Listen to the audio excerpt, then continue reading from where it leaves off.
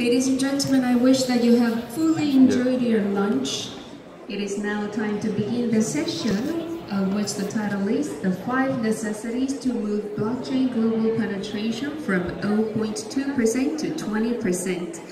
And this session will be fully presented by Mr. Toufi Saliba, CEO of Toda.network. Ladies and gentlemen, please welcome him to the stage with a big round of applause.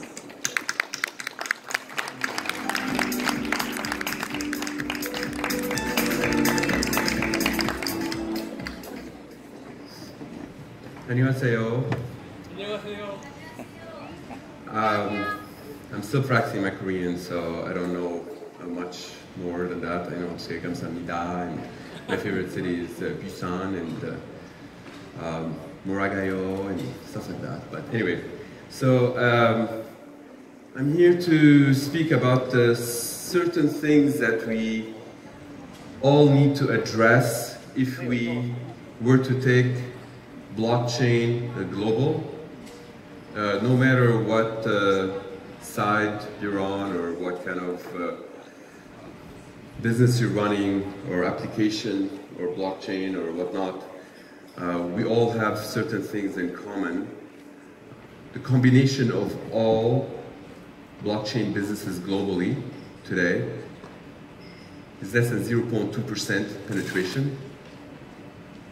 If you walk around anywhere on the globe and you were to ask people about blockchain, not a lot of people know about it, and 0.2% is not a lot. When we compare this to the World Wide Web, in 1989 HTTP came to existence. 9 years later it had over 20% penetration of the globe. So that's just to say that 0.2% is not a lot, as much as we would like to think that this is a lot. This is like, you know, you hear in many places, this is like, you know, the bubble of the 1999 or whatnot. It's not. We're not even close. So there's a lot of things that need to be done, but there are 5 things that are necessary. And I put them in an acronym SECSI for purpose, because a lot of people would remember it. And the purpose of this talk is to educate a lot of you. As much as you might think that you're technical, you might benefit a little bit about, you know, putting those things together. So SECSI, if you put it together and you pronounce it, it's sexy.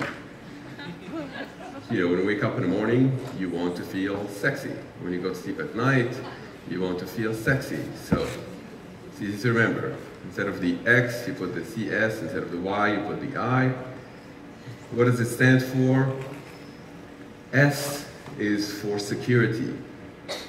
E is for efficiency. C for confidentiality. S for scalability. And lastly, I is for interoperability.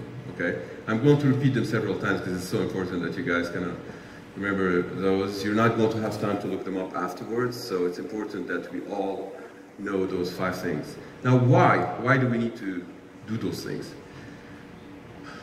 The promises of the blockchain are too good to pass on.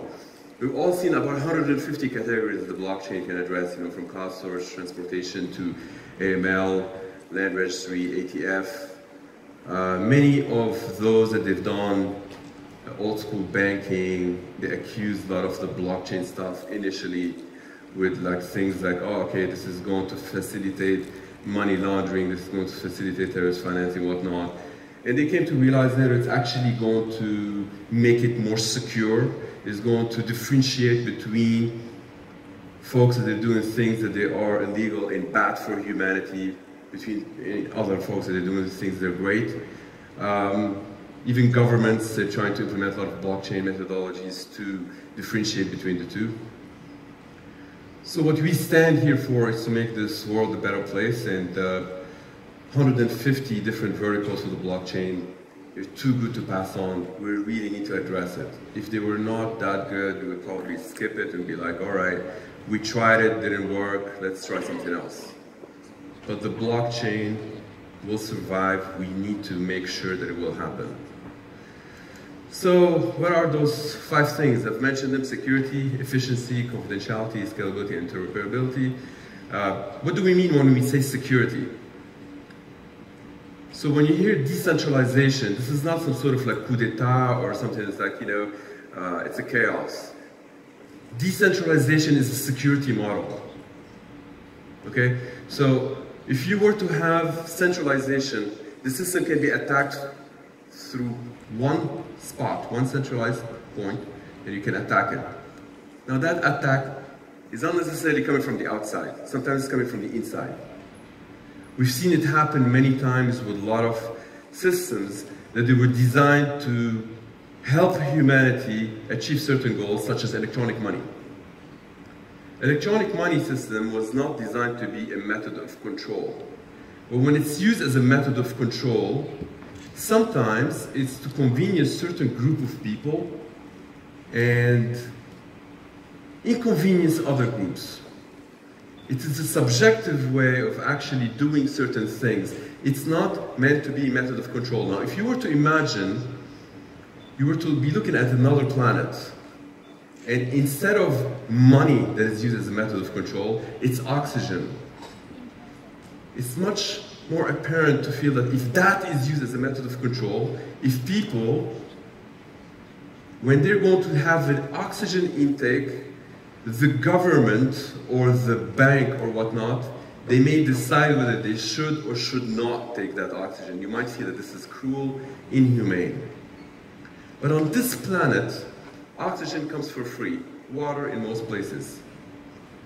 But food and shelter, you need money, and you need those two things to live. So when electronic money was introduced as a, something to make life easier, and yet is used as a method of control, we say no. We do not allow an inhumane way to treat the rest of the people on the planet. 70% of this globe, do not trust their governments. They don't necessarily live in places where you can rely on your government. So when you give that much control to a centralized force and they abuse it, and use it as a method of control to control their people, we say no to that. So that is an attack, okay? So when we talk about decentralized governance, it's to prevent this kind of attack from many different things, and the blockchain can help not only with electronic money, with 150 verticals that I've mentioned here, and there's a lot of things that we're addressing with the AI as well. So one of the things that I do chair the ACM Practitioners Board for Conference Committee. How many of you have heard of ACM? Please raise your hands. Okay, cool. So I'm getting about 23.67%. So perhaps I'll let you know what ACM stands for. Association for Computing Machinery is considered the #1 in computer science in the world. ACM, from publication perspective, or the issuance of the Turing Award and so on and so forth, it's highly recognized, 100,000 members globally. What I do with that is something called AI Decentralized. It's all not for profit, okay? So this entire talk does not advertise any of the products I'm associated with. This is meant to educate folks towards getting something that can benefit all of us. So ACM is not for profit. It can benefit all folks in computer science. And with that, I do AI Decentralized, which is bringing the methodologies that we're innovating in blockchain to AI early on, before it's too late.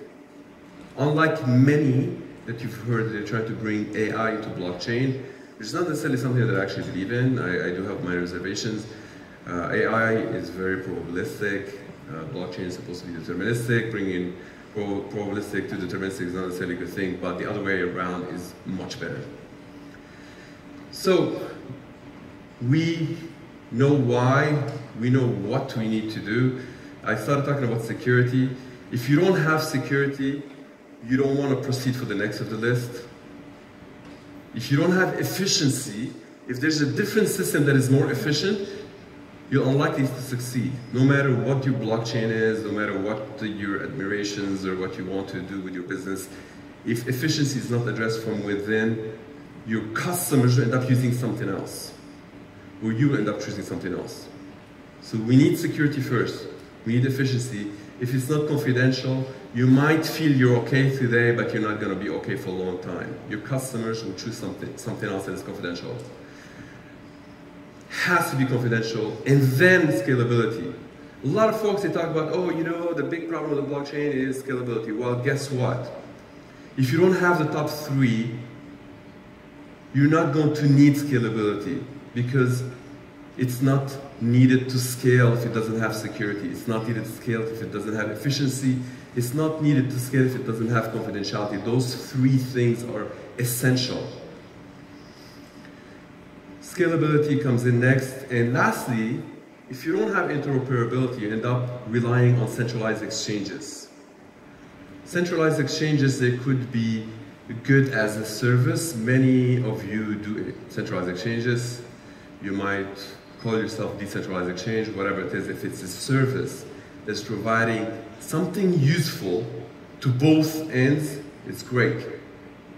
But if it's needed and you can't exchange without relying on you as a service, that's not good.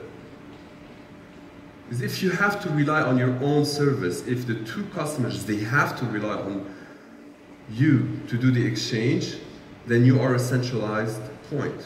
Therefore, you will be attacked. And you might feel that like, you have things very well governed or whatnot, but your administrator might turn out to be a traitor.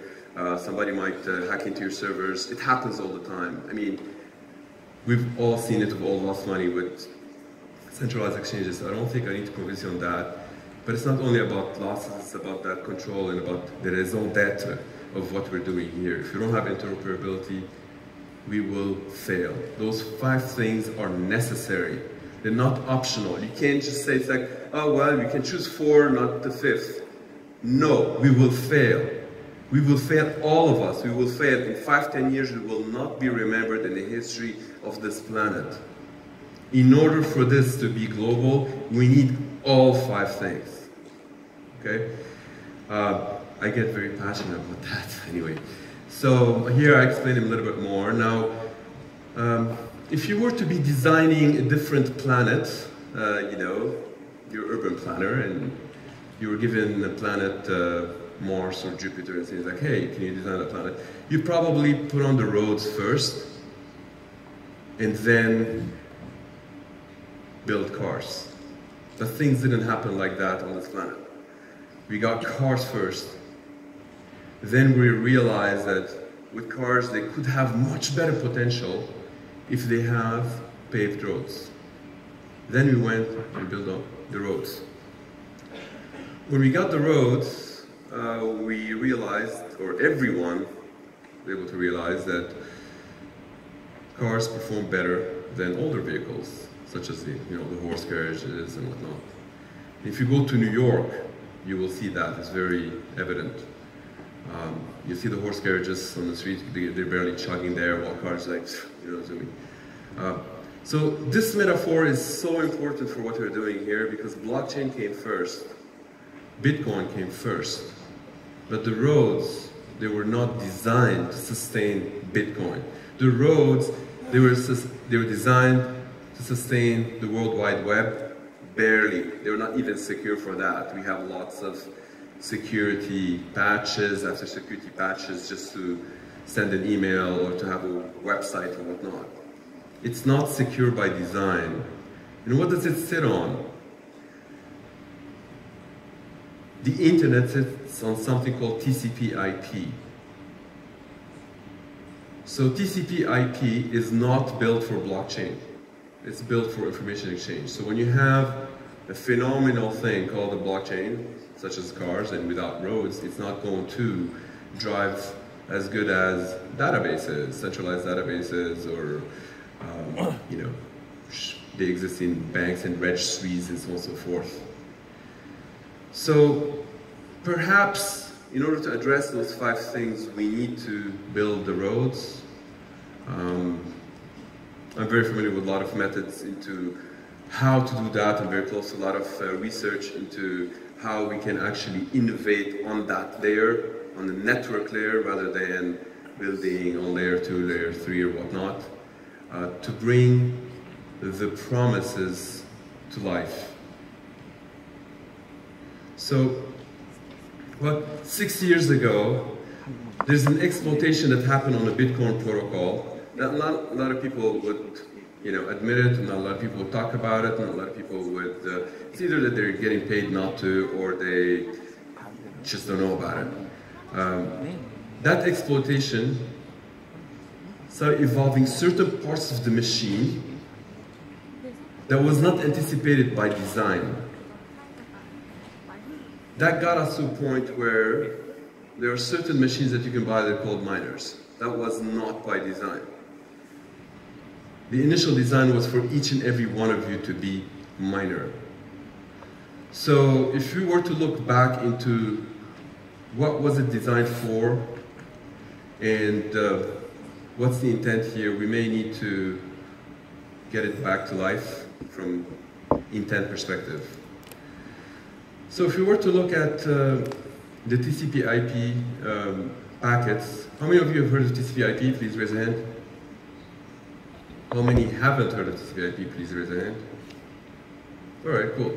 So TCP/IP is, so IP, it's like when you have a unique number for your machine. So when you have a video chat, like your machine has a unique number, the other person has a unique number.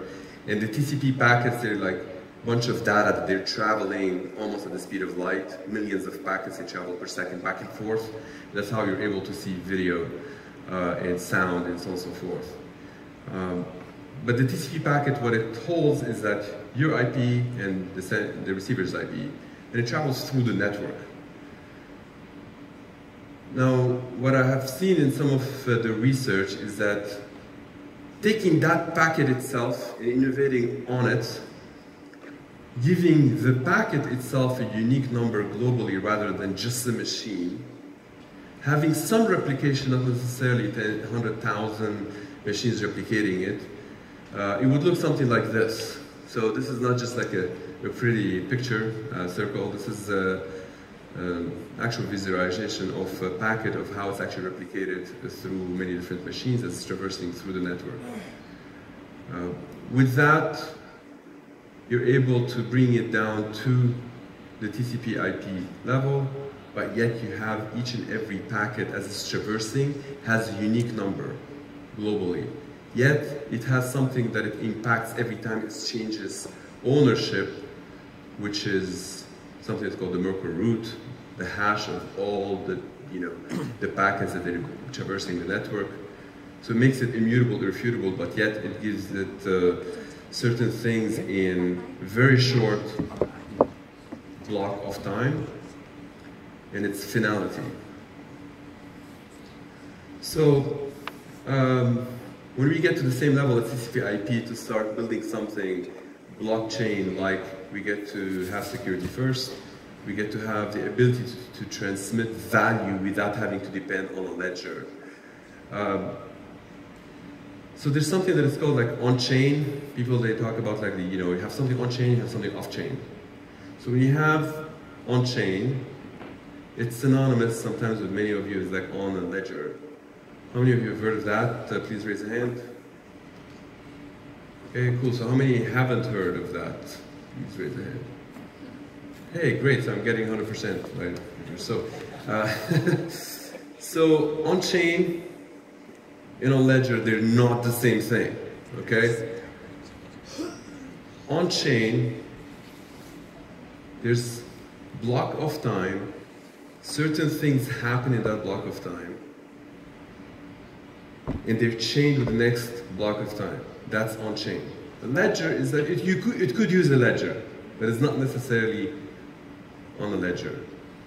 So it's like saying, like, if my mom uses a vacuum, doesn't mean that my mom is a vacuum, right? Anyway, so on-chain, on ledger, two different things. And if we were able to think about them differently, we're able to think of scalability on-chain and not scalability off-chain. So why would we need to do this? So imagine a world where you have no servers, no cloud, no database, no miners, all machines same class. So when you offer something to countries like Madagascar, today, the biggest problem when you offer something for countries like Madagascar is that any electronic money system that is being offered extracts wealth through every transaction. Doesn't matter what kind of electronic money system today. You know, hey, blockchain, Ethereum, 0 fees or only 20 cents. It's not 0 fees. It's not the fees that we're after. It's the cost. If it's costing somebody something, whatever the cost is, will get down to the users one way or another. So if you were to run all the mining power combined, who's paying for this? Well, guess what? If Madagascar is the only users, they're paying for it. So it extracts wealth through every transaction. In 3 years, it extracts over 90% of the wealth in that nation. So it reduces its chances towards prosperity, and we need to change that. We need to get to a world where we can have all machines, same class, no servers, no cloud, no database, no miners. What do they have in Madagascar? They have the people, they have the network, and they have smartphones. And that's all what we need to run the system. Thank you.